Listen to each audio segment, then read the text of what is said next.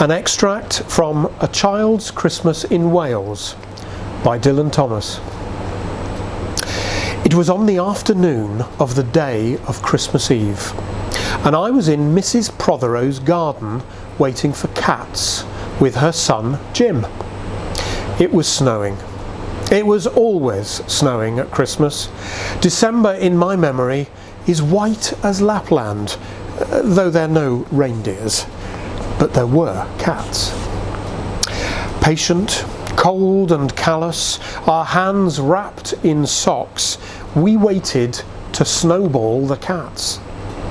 Sleek and long as jaguars and terrible whiskered, spitting and snarling, they would slink and slide over the white-backed garden walls, and the lynx-eyed hunters, Jim and I, fur-capped and moccasined trappers, would hurl our deadly snowballs at the green of their eyes. The wise cats never appeared. We were Eskimo-footed Arctic marksmen in the muffling silence of the eternal snows eternal, ever since Wednesday. We were so still that we never heard Mrs. Prothero's first cry from her igloo at the bottom of the garden. Or, if we heard it at all, it was to us like the far-off challenge of our enemy and prey, the neighbour's polar cat. Soon the voice grew louder. "Fire!" cried Mrs. Prothero, and she beat the dinner gong.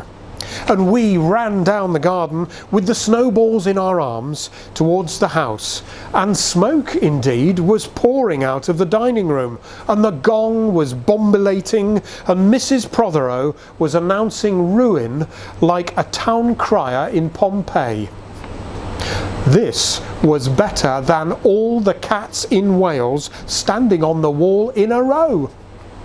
We bounded into the house laden with snowballs and stopped at the open door of the smoke-filled room. Something was burning all right.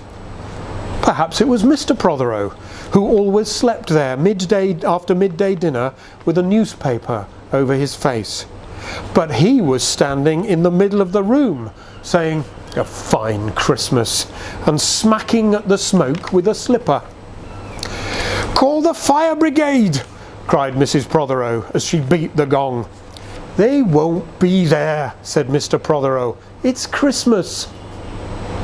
There was no fire to be seen, only clouds of smoke, and Mr. Prothero standing in the middle of the room, waving his slipper as though he were conducting. "Do something," he said. And we threw our snowballs into the smoke.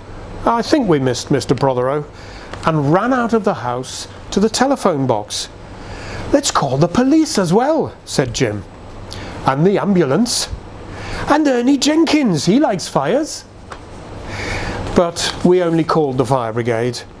And soon the fire engine and 3 tall men in helmets brought a hose into the house, and Mr. Prothero got out just in time before they turned it on. Miss Prothero, Jim's aunt, came downstairs and peered in at them. Jim and I waited to hear what she would say. She always said the right thing. She looked at the 3 tall firemen in their shining helmets, standing among the smoke and cinders and dissolving snowballs, and she said, "Would you like something to read?"